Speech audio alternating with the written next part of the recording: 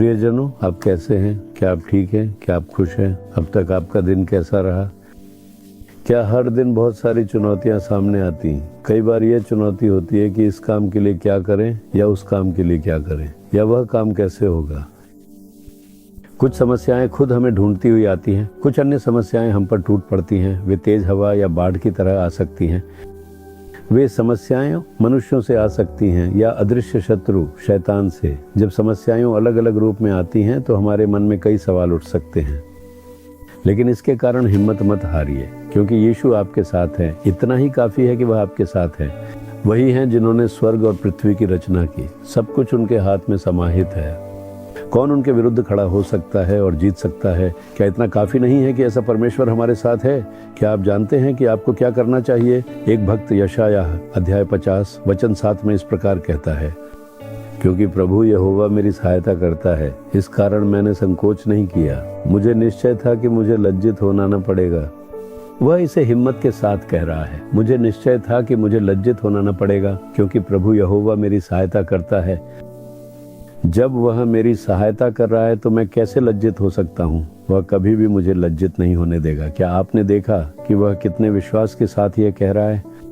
क्या आप भी ऐसे कह पाएंगे, प्रभु मेरी सहायता है और मैं लज्जित नहीं होऊंगा? वह कभी भी मुझे लज्जित नहीं होने देगा। समस्याएं और संघर्ष आने दो। लोग बदनाम करें या कुछ भी कहें, जो विरोध करें उन्हें करने दो।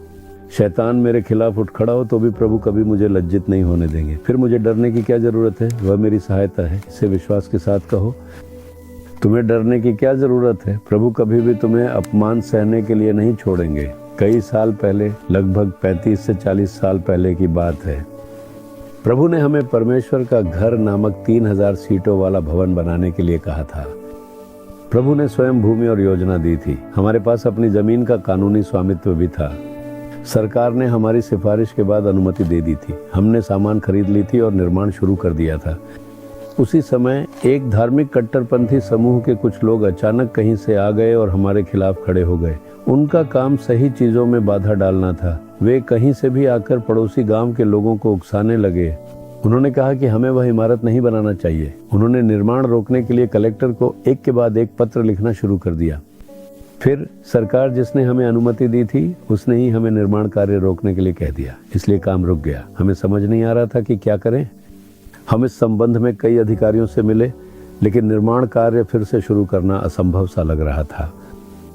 एक वकील थे जिन्हें सारी घटना के बारे में पता चला। वे आए और बोले, भाई आपके काम का मजबूत विरोध हो रहा है। यहाँ तक कि कुछ राजनीतिक नेताओं ने भी आपकी मदद करने की कोशिश की, लेकिन विरोध करने वाले अपने फैसले पर अड़े रहे। इसलिए आपको निर्माण कार्य किसी और जगह शिफ्ट करना पड़ेगा, नहीं तो आपको समस्याओं का सामना करना पड़ेगा। मैंने उनसे कहा, मुझे इसे किसी और जगह क्यों बनाना चाहिए? ये जमीन तो परमेश्वर ने दी है।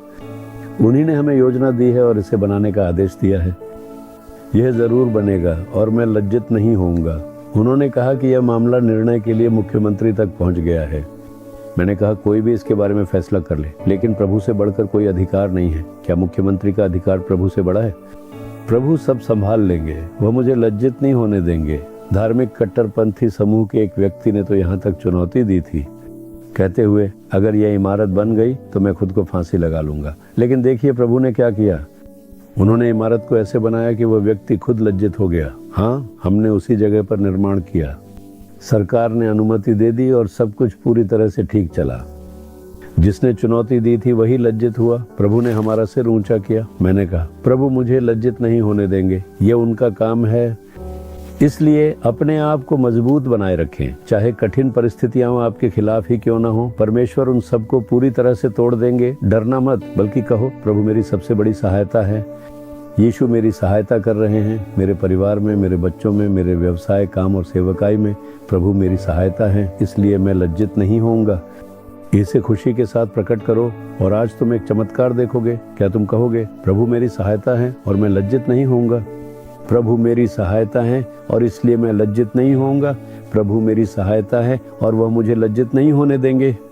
मुझे पता है कि मैं लज्जित नहीं होऊंगा। यीशु के नाम में आमीन, आमीन। Jesus redeem Hindi YouTube channel को सब्सक्राइब करें। सब्सक्राइब बटन पर क्लिक करें और बेल आइकन को भी क्लिक करके हर दिन की नई कार्यक्रमों की जानकारी प्राप्त करें।